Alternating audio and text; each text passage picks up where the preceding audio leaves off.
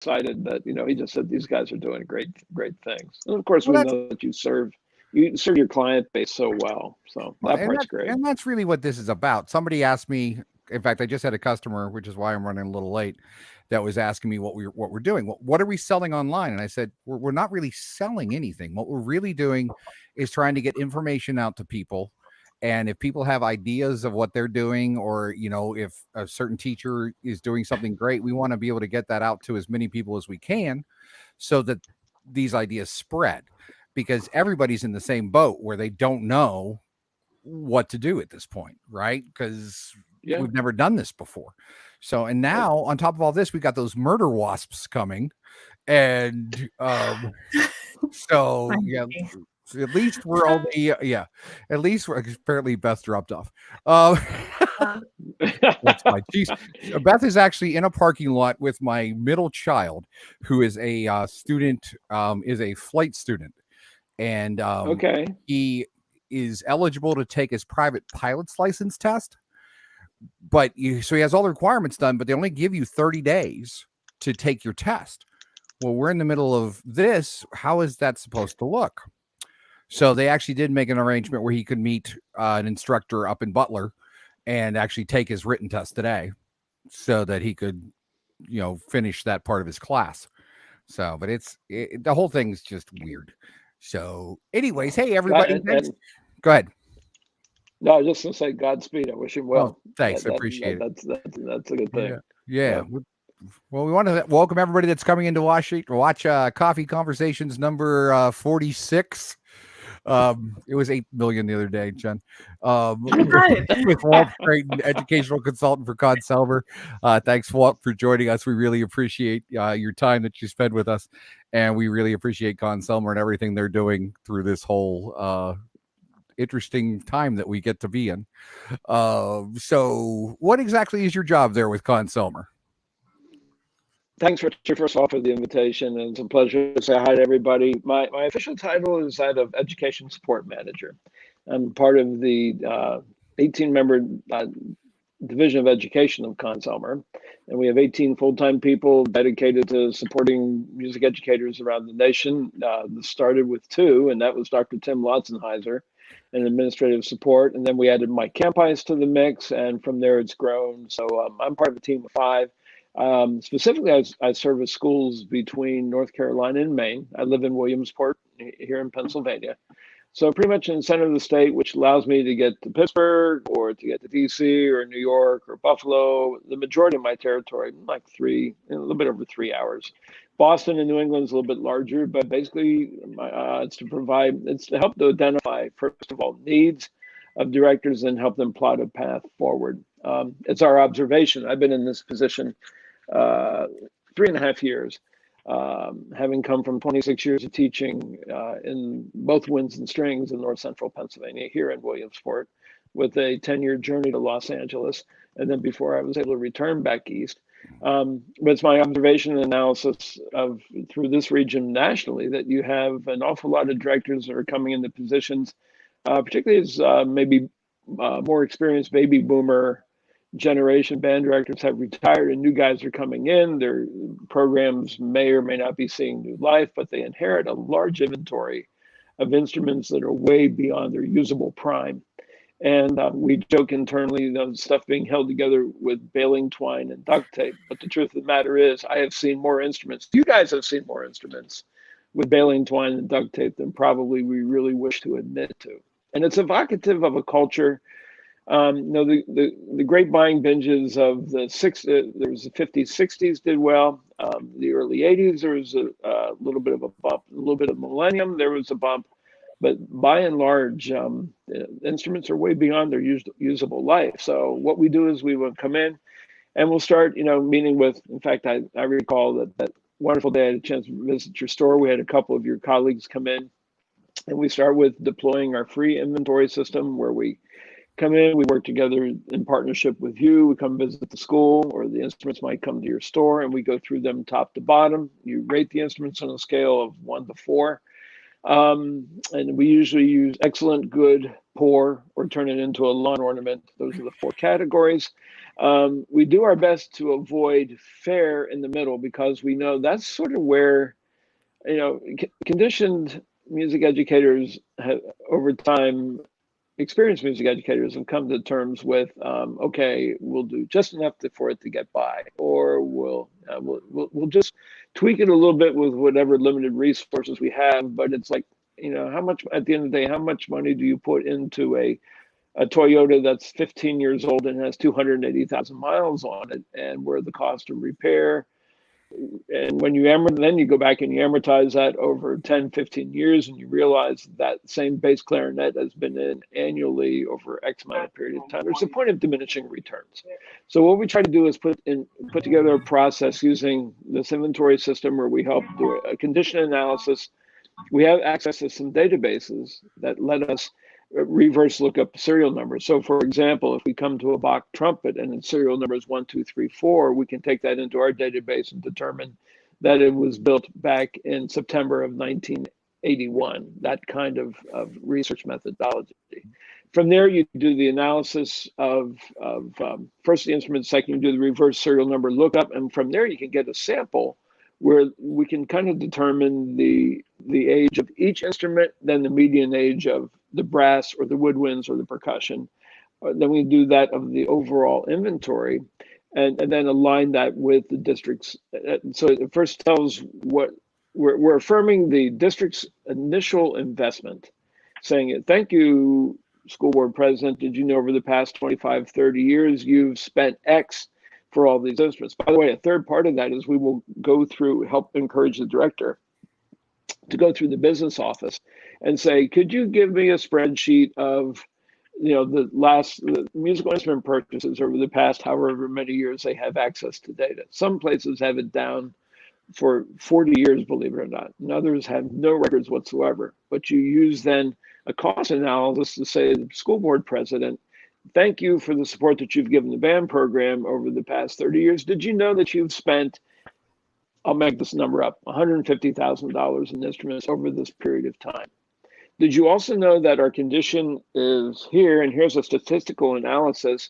And by the way, when we then look up the age of the instrument based on either your purchase or reverse serial number lookup, that the median age of the trombones in our inventory is 21.2 years. But by the way, NAMM, Music Industry Council, NAFME standards suggest that the average usable life of a student trombone is 12 years. So therefore, it is way beyond its prime. And we've spent X amount of money trying to keep it going, but maybe that's not the best use of district dollars. So the entire macro process of the inventory system allows 3 things. It allows analysis, a celebration analysis of where they've been, a celebration of analysis of where they are, and then you work together with the director to plot industry or program trends, school district population trends, to try and help plan for the future. And then with that comes the next part of our process that says, okay, here's your inventory. This is what it's worth. This is its condition. Now, what's the vision for the future? And begin to shape a more futuristic conversation. And the lens of the business office or whoever that person is, they begin to look, like it or not, at band instruments more like they look at computers and copy machines and bus transmissions. And they begin to see that there is a usable life in that regard, and that we all know that's challenging enough to play a band instrument well when it's working perfectly, yet alone, to bring it back to the main theme, when it's being held together with baling twine and duct tape. So that's phase 1. Well, and you have, I mean, if I remember correctly, if band directors have an Excel spreadsheet with the instrument and the serial number and all that stuff, it's not like they have to start the process over again. That if they work with Conn Selmer, that could just be uploaded into that inventory system, correct? That's absolutely correct. The key data fields are trumpet, Bundy, model, serial number 1, 2, 3, 4, and then a condition thing, and then we can vacuum it in. We can take it off a Google sheet, we can take it off an Excel spreadsheet, And then from there, you use that as a platform to then begin a more, or to extend a data-driven conversation, if that makes sense. Yeah, and I think this is really good information, especially for right now, because obviously educators are educating from home, and who knows what's going to be. But it's I won't say that there's more time for this kind of clerical work, but there is more time to focus on this clerical work, and it's so vital. I know we had a school district that when they did the assessment of their instruments, and they actually even just kept track over 1 year of how often they sent it in for repairs and what those repairs were, that they were halfway to a brand new instrument, just in that 1 year trying to repair something that was past its usable life. And could you tell us a little bit about Conn Selmer also has the Conn Selmer School Partners. Could you tell us a little bit about that? Yeah, absolutely. The school partnership program is the next level extension of that process. If you have a director that has bad instruments and he wants to get the good instruments, the first part of the process is to analyze that which they have. Then the second part is to then, okay, projecting in the future, and we need to address two things. Number one, where we're deficient now based on the analysis. Then the next part is what the program's needs are projected to be in the future. And we're replete with stories where it's oh my golly, we didn't know things. I'm speaking at the administrative level. Oh my golly, we didn't know things were that bad. We need $150,000 worth of new instruments. How are we going to do that? The Conn Selmer School Partnership Program is frankly designed to help address that problem so that the programs can to remediate past issues, but then also help plan for the future. So we're going to work in partnership with Brighton Music, and we're going to sit down and we'll meet with the director.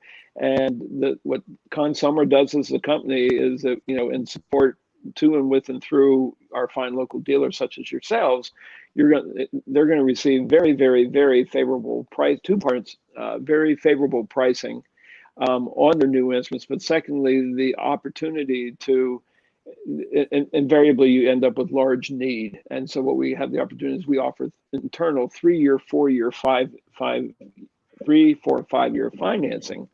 It's not leasing, it's an ownership program at very competitive interest rates that we do inside our organization to help address immediate need and then also to plan for the future. And that's usually we call it the boulder in the pond kind of outlay, because so many things have not been addressed for so long. But at the same time, it lets them move forward. The district goes, well, wait, it's $150,000, but we can only scrape together 30 this year. Okay, then we'll find a way to help them do that. And it's kind of like, again, I'll go back to the car metaphor. Any of us might buy a new car, and we don't necessarily have $30,000 necessarily to write a check and have that happen, but we might be able to finance that over several years because that's what we need over the life of the vehicle. It's sort of that same model, and we've had any number of districts help to make that happen. And usually it's a process of inventory assessment, determining need, celebrating previous investment, put a statistical eye on the past, put another statistical eye on the future, and say, how do we move everything forward? And how can we partner with our strong local dealer and a corporate partner to make it happen? Yeah, it is one of those things that band directors don't think about, is how to sell that to the district and how to get it through. I mean, they're never taught how to do that, right? So they go, oh, you know what, I really just need a Barry sax, because the Barry sax is falling apart this year, but everything else is falling apart too. And if they can get in and have somebody help them, it's amazing that you guys are doing that kind of work for people for free, to go in and set up this whole thing, just to give them an idea of what they have and where they can go. I mean, that's huge. And Richard, that's a great point, and that's part of that's extending the philosophy of our organization. Conn Selmer is the holding company of a plethora of legacy American brands, and you'd be amazed at the stuff you see. I remember doing an inventory in a school district just north of Reading, and we found Barry sax, a Conn Barry sax. We reverse traced the serial number, went back to 1918. and it was kind of like a Timex watch. It took a licking, but it kept on ticking. And it was actually in good shape. Penn State. I mean, you guys are big Pitt people. I'm a Penn State guy, but they have sousaphones still in service, and we've reverse traced serial numbers. King and Conn sousaphones that go back to 1910, and they're still going. They're still going. So that's on the upside.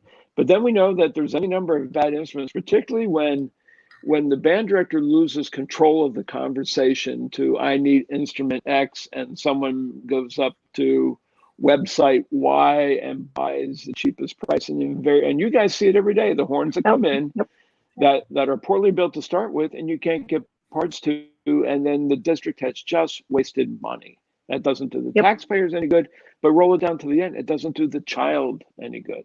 So that's why our organization has invested heavily as it has. If we go in and do a complete inventory analysis, we would love at the end of the day for someone to enter completely into a Conn Selmer school partnership. And we've had people that said, yes, we will buy whatever amount of instruments that it is, and it'll be purely Conn Selmer. But we also recognize that people have preferences, and they might like a certain brand that's maybe not one of our brands over another. Our corporate philosophy is a rising tide raises all boats. And if more kids are playing and more kids are being successful, we'll get our piece of the pie. So we're really not worried about that. And obviously we're the only manufacturer doing it. As people consider their business choices, they should take a hard look at the organizations and see the number of professional educators that are on their staff, or on the staff of the supplier, or on the staff of the company, that are dedicated strictly to serving education community, that are decorated music educators throughout their career who are now working in this entity. A good comparative analysis would probably let them see that organization is very committed that way. Yeah. Oh, yeah. Well, and this concept isn't unusual. Just to put it out there for music educators, because a lot of times the administrative side of this seems a little cumbersome, but most districts contract with companies for HVAC services or even cleaning products. There are many things that schools acquire through, I hate to call it a lease program, but it's a lease program where they pay a small amount for a service or supplies that they get annually. And so when music educators approach their school district, this may be unfamiliar to music educators, but it's not to administrators. So it's not like you're reinventing the wheel here. They get it already. That's a great point. And that, let me bring this home, that's part of what my job is, because I went through the same music technique courses and conducting courses and all the stuff that everyone else does, and that was my career. And that's the focus, that's the vocabulary of a music educator. That's what they know, and whatever. And then to have to sit in front with the business manager, you might as well be speaking, two completely different languages. So part of what my job is that after helping to consult, working together with you, then we sit down and we talk to, you're almost a translator. You're bilingual in a certain way, because you can take the music educator's needs, but drop it into the lap and put it into business terms that the numbers people understand. What are music educators great at? They're great at firing up kids. They're great at firing up principals. They're great at firing up their superintendents, and they're probably really great at getting their school boards engaged. The alligator in the swimming pool invariably are the budget people. So that's where the translation skills come in. And coming back to Beth's point, particularly the beauty of the Conn Selmer School Partnership Program is that if you can get a line item in, we need $150,000 worth of new instruments. We have $30,000 to spend this year. It then becomes a line item like teacher salaries, like medical insurance, like copy machines, fill in the blank. To your point, once it becomes a line item, rarely does the line item vanish. And then what you have is the opportunity for a in perpetuity instrument replacement plan. So the average usable life of a student instrument it's different between winds and brass. Winds is shorter, woodwinds is shorter, brass is considered longer, and that's because of exposure to pads and all that stuff. But then you can begin to establish a culture of, yes, we should replace our school district-owned saxophones every 8 years. We don't have to do our trombones and euphoniums till like every 12 years. I mean, it's different. And what you do is you use the NAFME Music Industry Achievement Council standards to help kind of develop that. Then you have the opportunity to establish a partnership with Brighton Music, and then you have short-term need met, longitudinal, long-term planning in place, and for the districts, it's financial stability. Right, and just again to address to music educators out there, because we talk about this needs assessment, and people sometimes get quagmired in the details. If you have a student that needs tenor saxophone to participate and be successful in band, you've done a needs assessment. It's not as complicated or as involved as people like to make it. We live in that needs assessment environment every day. We look around the band room or the orchestra room and we go, gosh, I have kids that want to play cellos, but I don't have cellos.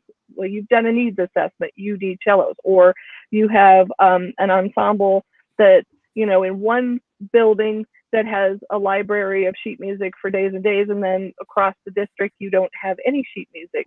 You in that building have a need. You've assessed that need, so it's not that complicated. So and consult, and the process is very simple, really. Yeah. They call you and you call me, and away we go. You know? Right. Right. I don't have Primatis here in North Central PA, so I need no one ever needs a real good reason to come to Pittsburgh. So it's such a great city, but you know what I'm saying? Come west, man. Right. It's cool. Right. Right. And with being a Conn Selmer school, they also get access to clinicians, correct? Mm-hmm. Conn Selmer. Yeah, we have over 400 clinicians, and we know, again, we work together in partnership, and they're the best of the best. You don't get on the clinician roster without having. I mean, there's discernment that way. Let's put it that way. Right, which segues us nicely into talking about the CSI Connect that's happening June 8th and 9th online. Beth, thank you. I got to tell you, I mean, there's lots of things to be excited about, but this is going to be world changing within our profession. So Conn Selmer Institute has been a legacy activity for 25 years within the organization. They just did 25 last year. That was something that Dr. Tim created back long time ago with two people for undergraduate music majors in a Ramada Inn in Elkhart, Indiana. Now, over that period of time, it became an annual love fest, if you would. 350 people, Bethel College, Elkhart, Indiana, right next to Notre Dame. And where all the world-class clinicians come in, and it was just an intimate community where you're learning from the best of the best, but everyone leaves there being best friends and having a direct relationship with some of the icons in this business. And then the world changed. So for us, it was a corporate decision. What do we do? And frankly, just going back to the overall concept, the East, I mean, it's a very Midwest, has been a very Midwest-centric event, because most Pennsylvanians were still in school when it ran. New York State could never attend because they usually go to school till the end of the month of June. June 30th, they get the Regents exams, and New Jersey could never get there. So, as Winston Churchill has once said, never waste a good crisis. What we've attempted to do, and what we will do, and what I'm really excited about what's going to be offered on June 8th and 9th and through Conn Selmer Institute Connect. We're right now in the process. They just had the first intensive marching band workshop over the weekend, was extremely successful. And the beauty of what we're going to be able to do is where CSIC, that's our internal nickname, you now have inside information. Conn Selmer Real Time Institute would be able to take, like, welcome 350 people. We have over 600 people already registered. Wow. And it's grabbing hold. You know, the whole be forced to teach online. I mean, we live in a Zoom culture for the time being, and our profession has responded in many ways with there's a certain element, let's throw something at the wall and keep our fingers crossed that something sticks. Yep. Our approach is 180 degrees different. It is custom, it is tooled, The company has invested very heavily in the webinar platform. We're working together with Elisa Jansen Jones. Pardon me, I'm sorry. 70 clinics with all the people that would be there live, and it's Richard Saucedo, it's Frank Troika, it's Aaron Cole, it's Tim Lotzenheiser, it's Dr. Bob Morrison. I was blessed to be able to put the string track together. So string teachers in your area of town, we'll hear from Steve Benham, we'll hear from Bob Gillespie at Ohio State. We have panel discussions. I have jazz violinist Regina Carter is going to be doing a Q&A and doing an intimate interview with her. And it's going to run on June 8th and 9th, but you take sessions live. They're also, with tuition, going to be archived and available on demand until December 31st. So that is a specific key. So you can take the 7 or 8 sessions live that you can take. It's kind of like, remember when you were in undergrad school and you would go back and you would sign up for your course? Oh, I can't take Introduction to Underwater Basket Weaving because I got to take physics at 1 o'clock on Wednesdays. That model does not exist. Yeah, there's a part of that in June 8 and 9, but June 10 and 11, if you had to miss the Saucedo's thing on getting the best out of your fine concert band because you went to do something different, it's available on demand. Plus, we're working with PMEA for Act 48 certification, and those people who need graduate credits, $150 an hour up to 2 credits. You could probably have to do a paper at the end through Vandercook College of Music. So the base price is $129, and we extended the early bird registration. The base price is $149, but we have early bird. We were going to chop it off on Friday, but so many people are wanting to do it, and we want to get as many people there as we can. We've extended it to May 15th. And Beth, you and I talked today. We have the link. You have the link, and to that, and I invite you to share that with all your friends. And all the detailed information, everything that you need to do is online. Plus, we will offer, because to the friends here, we offer a 25% discount in addition to the early bird registration using the code CSIC 20202T. If one of you guys can scribble that down, if you want to do a direct mail to your team, to your folks at the point of registration, like when you buy stuff off Wayfair, something says enter a discount code. Yep. CSIC 20202TUTTI, and that will get an additional 25% off the early bird discount. So 25% awesome. Off 129 gets you around $100, and you don't have to travel, and you don't have to pay hotel, and you're gonna get access to everybody, and you'll get PDE credit if you need it. Act 48. It's going to be something. Yeah, that's really awesome. Yeah, we'll make sure. My monologue. I'm just excited about this. So sorry. Well, it is really exciting, actually, all this technology stuff that's been going on anyways. I mean, even us here, we started this little, it was a little talk show that we actually would pre-record and then rip it down and edit it and stuff like that. And was just talking about different coffees from the local coffee shop and what was going on in the music industry. And now it's grown into this kind of platform where we can stream live, which that's really awesome. We were never doing that before. And it's just, we're pushing the limits of what these platforms can do, which is really cool. We're accelerating what's going on. And the fact that you can do something like CSI virtually like that and the stuff, I know that my oldest is a senior in high school. She's actually getting more out of her classes because she can go back and watch things again, where this is one of those things where you can go back and watch it again. So yeah, I mean, it frames everything else. This is a bad metaphor, but sort of a drive-by shooting of sorts. I mean, you get your one chance to glean that tidbit. Now you have repeated touches, and not only that, but you can expand the repertoire of what you can access. Nola Jones is our new director of educational program. The marching band guys know Nola. Excuse me, pardon me. Marching band guys are probably familiar with Nola. She's the chief judge of Drum Corps International, and she and Randy Greenwell on her team have been very high in Bands of America and all that kind of stuff. Nola uses the beautiful phrase that, we're building this airplane as it's going down the runway. And that's really what it is. We have daily production meetings going through stuff. Everyone has their areas of responsibility. But it's really been a true labor of love, and just everyone really fired up to contribute to make a difference. To go back to both your points, the things are going to change. Who knows? Those of us who have been around this planet for a while, we've not seen anything like this before. The young people that are sitting here, I mean, I'm looking at Jennifer, and somehow I think I'm just a little bit older than her. She's seen a couple things. She might remember Twin Towers coming down, but guys my age, we remember Kennedy being shot. We remember Challenger. We remember the things we remember.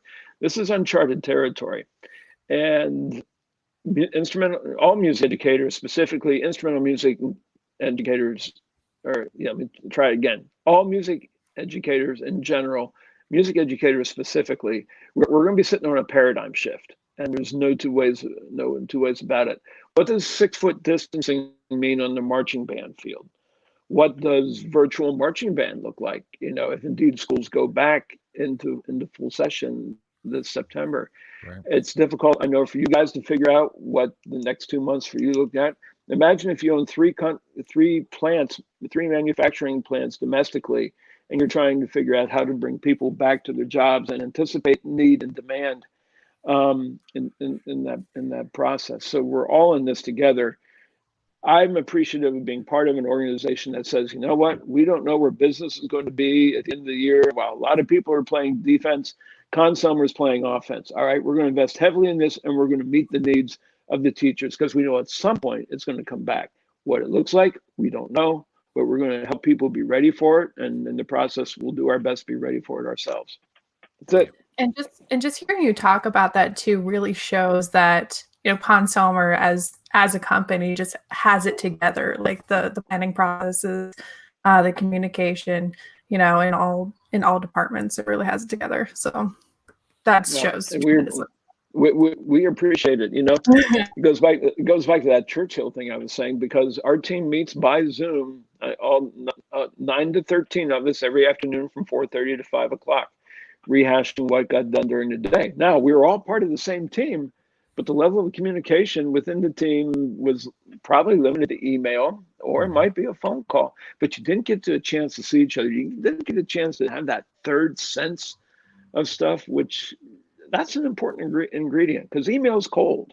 I mean, again, Jennifer's the young one here, but those of us remember the advent of the long distance call and reach out and touch someone. You remember that great phrase along the way, and so we're moving into a different time. We're going to have to fight hard. The analog art, being of bands and orchestras and choirs is the digital domain does a lot, but it can only do so much. And so we're going to have to also keep our voice in terms of the difference. But, you think about, I was talking to a good friend today, and she's trying to navigate her life as a lawyer by day, but she has, a couple small kids, like elementary age, early childhood kids at home. And just talking about, that she can manage her day doing Zoom things and web-based things and Google Classroom. But there's that human piece of when you're 6 and 7 and 10 and 12 and 15. That's gone. The interactivity, the whole social maturity, all the things that, do the kids join band because they really get excited about playing half notes, or do they get excited because they're part of something larger and to experience things as a group? And that, my first girlfriend played in the flute section. I mean, you get all these intangibles that just we need to address, we need to be ready for. And our organization is primed and ready to run. I mean, we're not backing down. Yeah, that's awesome. Because I was actually thinking about today what that looks like as far as starting beginners, right? So a lot of our school districts would do fittings and all that kind of stuff at this time of year to get the kids ready for the beginning of next year. Mm-hmm. And then the rest of them doing them in the fall. But we don't, I mean, we're working on plans on what, even fittings look like and what they can look like, but even if that will happen or not. So there's a lot to be flushed out, and I am watching and listening to everybody that's on this page trying to figure that kind of stuff out, because that's going to be an interesting one. My prior call right to this one, was with, we're doing one of the presentations is on social and emotional learning, SEL. That's the big thing right now. And participants were Scott Edgar from Western Michigan, Daryl Silberman, who's a superb orchestra director in Elgin, Illinois, and Dr. Bob Morrison of Arts Education Research. We all know the name Bob Morrison. And coming back to Richard, your point, I mean, we don't know what it's going to be. We just don't know. I have one of my best friends is a retired band director in this area who is a school board member of a neighboring school district. They have no idea. To his friend who's a teacher in another school district across the street, their administration has already told them, don't be prepared for the fact this may be going to the first of the year. We just don't know. No, we don't. No. So we can do our best to be ready to help. We can do our best to be ready to help kids, to help schools. Maybe, I mean, similar to the Conn Selmer Institute Connect, we're going to be building our response as the plane goes down the runway. And that's for Brighton music as well. That's exactly. Let me take this moment to affirm you guys for the great job you do, and even just being leaders in this. Putting podcasts out to keep the community together. Not everybody's doing that, so I really applaud you. Your efforts in that way. Well, we were started, in 1958, right? So when we were started by two music educators. So Jim Botta and Jim Kaplan, they were both teachers in the Rochester School District, and there was no music stores around. So they actually started Bright Music Center and ran it for almost 30 years. And then it was sold to one of the guy's sons and stuff like that. When Brad and I bought the business, what is it now, 8.5 years ago, something like that. We kind of refocused ourselves into music education because we know what it does for kids. I know what it done for my kids. I know what it's done for me. And our goal has always been to help as many people as we can get to music, whatever that looks like. So it's kind of like the Conn Selmer thing. It's never been about worrying about the money and worrying about the sales and worrying about all that kind of stuff. That stuff seems to come. Our mantra is kindness and helping as many people as we can. So, and we really appreciate Conn Selmer. I mean, I got a lot out of, I actually got to meet Dr. Tim at one of the dealer summits that they were doing for a while. And he actually changed the way that I look at life in general. And really, when he was on our show a couple of weeks ago, I actually fangirled a whole bunch. Yeah, he changed my life. I mean, he really did. So, and I wouldn't have had that opportunity to get that kind, because I think it was us and I think there was 25 dealers there. It was a very small, and to be able to have that kind of interaction with Dr. Tim is amazing. So yeah, but he did change the way that I look at things, the way that we drive the business. So Richard, Tim is the epitome of servant leadership and the DNA of the Division of Education. And, and he's part of all of our calls every day. I mean, he's still up until this year. He's worried his wife is, Andrea was going to bail out on him because he was never home for more than 2 days at a time. That's what makes it work. Dude travels, all that time, but he's a manifestation example of servant leadership. The one thing you won't get from Conn Selmer Institute on Connect, the online version, is when Tim Lotzenheiser at Bethel College will come over and pick up your cafeteria tray and walk it over and take it over for you, which he does. He doesn't even eat lunch. Yeah, he doesn't eat lunch. He just picks things up and does that. And this whole thing is about communication. And you talked about sales, though, and it's really important. There's a difference between a toothpaste and a clarinet. I love Amazon, straight up. I do. It saves me time and whatever. And I buy it at the local grocery store. But if at 11 o'clock at night, I remember that I need toothpaste, and that was because I forgot to get it when I was down at the grocery store. It's pick up the phone and away we go. That's a commodity that doesn't need the touch, and it doesn't need the love, and it doesn't need the support. What if what I do is selling, and it is what it is, and what you guys do is selling, what we're doing is we're selling an outcome. We're selling a vision of success. We're selling enjoyment. But really what we're doing is just we're establishing a relationship and taking care of people. Yep. This and goes back to your point that if you take care of people, Sales will take care of themselves. Mhm. And that's what I love about our organization. That's what we know. That's what we recognize. And you know what? We'll get like, you know, we'll get a piece of the pie. And we'll, yeah, if someone wants to give us a whole pie, we'll take it. But we're also happy for the piece, because we know at the end of the day, if we do the right thing, you know, we're going to be okay. Yeah. And that's what we hope for. Definitely. Bringing it back to about the selling.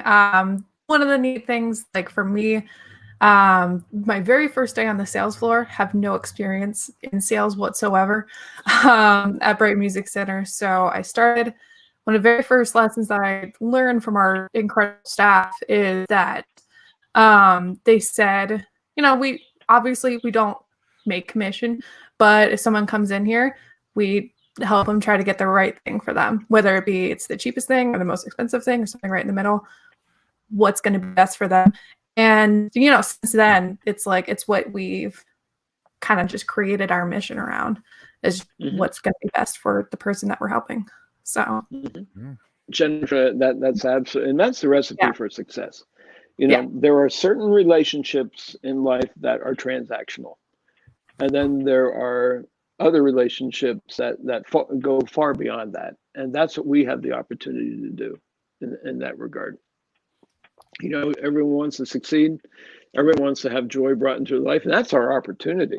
You know, if we can get them past those bad horns with held together with baling twine and duct tape to bring it home and into something better that allows for better individual success, better group success. I mean, you extrapolate that all the way out to a community success. You know, that, and that's a great mission to be a part of. It really, really is. We're just going to have to adjust. Times are changing, you know? Yep. So, all right. Before I forget, can I pitch something else, and it's not related to Conn Selmer, but you guys know Matt Alosi over at Pitt. He's hosting a really interesting phone call this week. I think it might be soon. I'm not quite sure. I'll just throw it out there. But those of your listeners, if they know Matt or have any connection, he's put together a really interesting call-in. I think it's either Wednesday or Thursday. But he's going to have Greg Drain from Penn State and the Pitt staff, and he has a representative from Gettysburg, representative from Shippensburg, and I forget who else. There was 5 marching band directors from 5 different types of universities around, you know, colleges, universities around the state. And it's just like a group call-in saying, you know, here are the different cultures of the different schools and the different band programs. And it promises to be a really interesting discussion. So I don't know, Matt, if you're listening, why maybe get the link over to you guys.